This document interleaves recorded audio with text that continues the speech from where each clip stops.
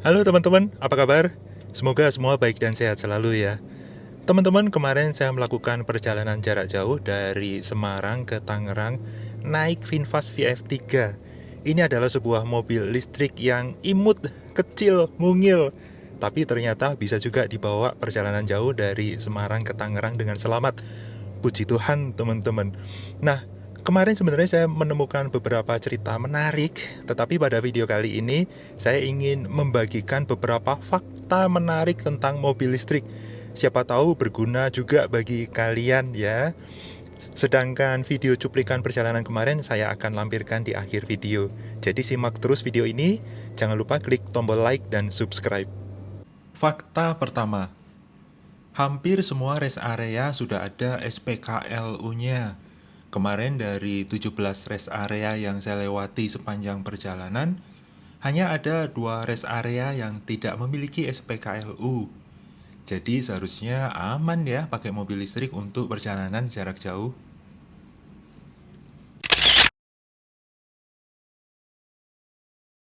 Fakta kedua, kebanyakan rest area memang hanya menyediakan 2 slot parkir untuk SPKLU. Tapi ada beberapa yang menyediakan sampai 4 slot parkir. Semoga kedepannya semakin banyak slot parkir dan unit pengisiannya di rest area. Kemarin saya terpaksa skip pengisian di salah satu rest area karena slot pengisiannya penuh terisi mobil yang sedang ngecharge. Fakta ketiga, fitur regeneratif atau kita singkat regen, pada perjalanan di tol mungkin kurang efektif karena kita cenderung mempertahankan kecepatan tinggi yang konstan, sehingga sedikit sekali kesempatan untuk regen. Tapi kita masih bisa menggunakan fitur regen pada saat jalan menurun, atau bisa juga sekali-sekali melepas gas untuk mendapatkan kesempatan regen. Fakta keempat, pada aplikasi Google Maps, tersedia fitur untuk mengeset kalau kita menggunakan mobil listrik beserta jenis soket yang digunakan. Jadi di peta akan muncul tanda petir yang menunjukkan SPKLU terdekat atau yang berada di sepanjang rencana perjalanan yang mendukung pengisian mobil listrik kita. Jadi jangan lupa ngeset di Google Maps ya. Fakta kelima, selain digunakan sebagai pembayaran SPKLU, aplikasi PLN Mobile memiliki fitur Trip Planner. Walaupun antarmuka dan workflow-nya belum intuitif, namun sudah cukup membantu kita mendapatkan SPKLU yang mendukung pengisian mobil listrik kita di sepanjang perjalanan yang kita rencanakan. Fakta keenam, walaupun mobil kita sudah mendukung fast charging, namun mobil memiliki proteksi terhadap overheating. Jadi kalau dalam pengisiannya terlalu panas, maka kecepatan pengisian akan menurun. Kalau di VinFast VF3, kita bisa melihat juga suhu baterai di head unitnya. Kemarin saya mengisi di stasiun pengisian yang mendukung daya pengisian sampai 82 kW, tapi karena panas baterai sampai 45 derajat, maka pengisiannya jadi lambat. Cuma bisa masuk 6 kW. Suhu panas ini bukan hanya karena proses pengisian sih, tapi juga karena suhu di sekitarnya. Kemarin memang cuaca sedang cerah banget, terik banget deh pokoknya. Fakta ketujuh, mobil listrik itu irit banget. Kemarin saya cuma mengisi 2 kali di sepanjang perjalanan dan masih menyisakan baterai 43%.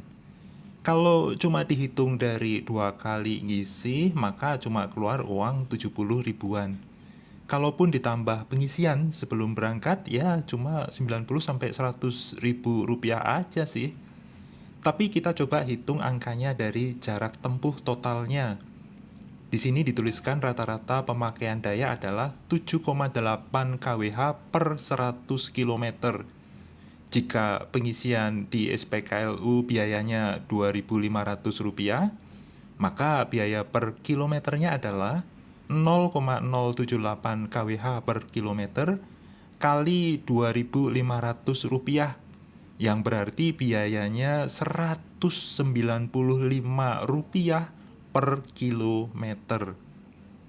Jika kemarin menempuh jarak totalnya 466,6 km, maka biayanya adalah Rp90.987. Menurut kalian ngirit enggak itu? Menurut pengalaman saya yang sebelumnya pakai mobil bensin, ya irit banget lah. Fakta ke-8. Kalau ini spesifik melekat ke VinFast VF3 ya. Mungkin tidak berlaku untuk mobil listrik yang lain. Yaitu baterainya yang kecil, cuma 18,6 kWh. Bagi kebanyakan orang itu kelemahan dari VF3. Karena dengan baterai segitu cuma bisa menempuh jarak 210 km. Itu benar kalau kita hanya melihat dari sisi jarak tempuhnya saja. Namun kita perlu mempertimbangkan beberapa hal berikut, yaitu yang pertama, VF3 memiliki fitur fast charging. Yang kedua, baterainya kecil, maka pengisian dayanya akan lebih cepat jika dibandingkan dengan mobil listrik lain yang baterainya lebih besar. Memang sih ada penurunan kecepatan ketika baterainya sudah mencapai 90% lebih sebagai bentuk proteksi. Yang ketiga, walaupun baterainya kecil dan jarak tempuhnya tidak jauh, tapi kalau kita nyetirnya santai dengan mode berkendara eco, maka jarak tempuhnya akan lebih baik lagi. Kita akan ambil catatan rata-rata penggunaan daya listrik di atas, yaitu 7,8 kWh per 100 km. Kalau basis perhitungannya dari total kapasitas baterai VF3 yang sebesar 18,6 kWh, maka total jarak yang bisa ditempuh adalah 100 km dibagi 7,8 kWh dikalikan 18,6 kWh sama dengan 238,46 km. Wah, lumayan lah ya, bisa melebihi klaim pabrikan yang maksimalnya cuma 210 km. Tetapi sebagai catatan, kita tidak akan pernah menggunakannya dari 100 sampai beneran habis 0%. Kalian punya pendapat lain atau koreksi mungkin? Silahkan tuliskan di kolom komentar ya teman-teman ya. Saya sangat senang jika kalian memberikan masukan juga bagi saya. Terima kasih sudah menonton. Jangan lupa klik tombol like dan subscribe jika belum. Video akan dilanjutkan dengan cuplikan dari perjalanan saya kemarin ya. Bye!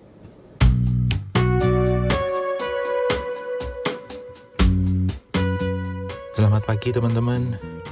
Pagi ini jam 5.44, masih agak gelap dan baterai sudah pada posisi 97%, bisa menempuh 205 km. Sudah kita nolkan, nanti kita lihat berapa kali kita harus ngisi untuk perjalanan dari Semarang ke Jakarta, kemudian lanjut ke Tangerang. Mari kita berangkat.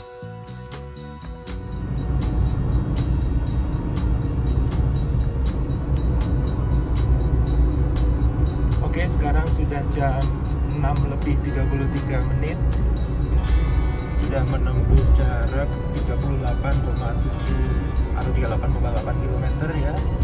Konsumsi baterainya 7,6 kWh per 100 km. Ini cukup ngirit ya, karena saya menggunakan mode eco, mode paranoid. Jadi saya mempertahankan supaya kecepatannya tidak lebih dari 75 km per jam ya. Kalau bisa sih dipertahankan 60 sampai 65 km per jam. Dan kalau jalan menurun, lebih baik di los gasnya dan jangan digas ya, supaya bisa regeneratif. Jadi kita bisa menghemat baterainya. Ini kalau kita lihat, kita masih bisa menempuh 189 km lagi dan kapasitas baterainya 83%. ya lumayan lah ya, bisa hemat. Sekarang jadi 7,7 km per 100 km karena jalan agak naik ya. Kebetulan jalan sepi. Ini kalau saya naik mobil bensin biasanya udah 100 km lebih, 100 km per jam lebih ya. Tapi karena berhubung ini naik mobil baterai, mobil listrik, jadi kita harus berhemat baterainya. Tuh, diselip-selipin mobil. Bahkan tadi ada truk juga yang nyelip. Tapi nggak apa-apa, kita santai aja. Yang penting bisa selamat sampai tujuan. Nanti kita juga akan lihat di mana aja nih kita akan ngecharge. Tapi tunggu sampai kurang lebih tersisa 40% ya. Oke, nantikan update selanjutnya.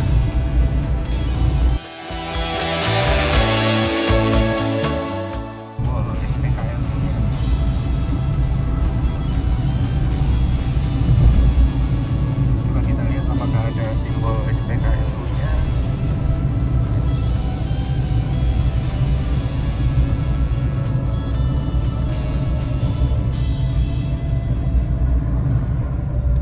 Oh, ada. Mari kita ngecharge.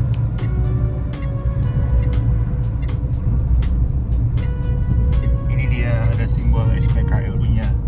Jadi dari 4 rest area yang kita lewati ada SPKLU-nya semua ya guys. Ini masih 43% sih, cuma saya kebelet pipis. Jadi sekalian ngecharge aja. Itu dia SPKLU-nya ini.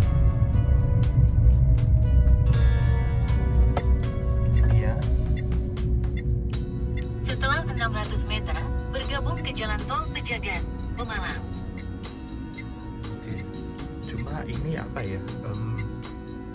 Ini ada SPKLU lagi nih. Ini yang PLN guys, yang depan ini. Kalau tadi bukan PLN, kalau ini yang PLN nih. Oke, saya parkir dulu ya.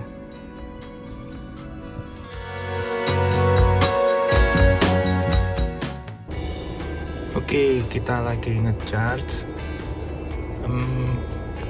Posisi jarak tempuh sudah 141 km dan tadi sudah mengkonsumsi 55% ya. Sebenarnya dengan posisi 45% tadi masih ada bisa 90-an kilometer lagi sih, cuma sekalian istirahat, minum kopi dulu juga dan ngemil-ngemil dulu. Kalau rata-rata konsumsinya sih 7,9 kWh untuk 100 km. Rata-rata kecepatannya 59 km per jam dan kita sudah menempuh 141 km. Menurut saya sih cukup irit ya. Cukup irit karena tadi saya pakai mode paranoid. Mode paranoid, jadi memang kecepatannya rendah aja, 60 km per jam. Maksimal tadi 75 km per jam sih. Tadi saat nyelip masih sempat 80 km per jam, tapi langsung inget kalau harus menghemat baterai. Jadi memang benar-benar pakai mode paranoid. Saya sih jalan santai aja nggak apa-apa ya, karena memang kita baru pertama kali jarak jauh banget pakai mobil listrik, jadi ini yang pertama. Jadi lebih baik sih main aman aja ya. Padahal biasanya kalau pakai mobil bensin, mobil ICE atau ICE, itu biasanya pakai mode psikopat. Kalau mobil listrik pakai mode paranoid, kalau mobil bensin harus pakai mode psikopat, nyelip-nyelip, ngebut-ngebut kanan kiri. Saya pernah sampai 180 km per jam ya. Jadi memang betul-betul mode psikopat. Oke, hari ini ngopinya pakai kopi Senara. Jadi udah habis 1 botol. Ini yang rasa vanilla. Masih ada 1 botol lagi. Jadi persediaannya memang bawaannya cuma 2 botol. Ini rasa aren latte. teman-teman kalau belum nyicipin kopi Senara enak loh ya. Kemarin tuh yang laku tuh justru coklat ya, rasa coklat, bukan kopi tapi coklatnya yang paling laku. Wah, kok jualan kopi yang laku malah coklat. Tapi emang selera pasar begitu ya teman-teman ya. Oke, saya mau ke toilet dulu sambil nunggu ngecharge. Ini kalau di sini ditulisnya ngecharge-nya 51 menit, sebenarnya enggak ya. Kalau di aplikasi itu lebih cepat lagi sih tulisannya sih. Sebentar, kalau kita cek. Sebentar, saya buka dulu aplikasinya.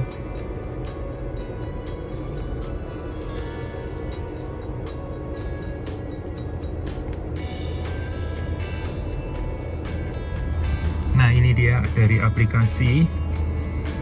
Kalau di displaynya di sini tulisannya 51 menit lagi untuk ngecharge-nya ya. Padahal kalau di aplikasi cuma 26 menit. Jadi ini posisi fast charging. Ini daya yang masuk sampai 24 kW. Jadi cepat ya, kilowatt, 24 kilowatt. Jadi ini fast chargingnya jalan beneran. Cuma nanti pada saat sudah 90% itu biasanya turun ke 10 kW. Jadi direm, dan ini bisa cepat sekali. Jadi memang lebih baik sih teman-teman kalau membeli mobil listrik yang punya fitur fast charging ya. Ini saya beli 20 kWh karena memang kapasitas baterai dari VinFast VF3 ini cuma 18,6 kWh ya. Jadi ini pun nanti pasti ada kembaliannya nih. Dan pembelian tadi cuma 53.000. Jadi kalau mau ngisi penuh untuk VinFast VF3 ini cukup uang 53.776 rupiah teman-teman. Karena kan kapasitasnya cuma 18,6 kWh ya. Kita ngisi 20 kWh.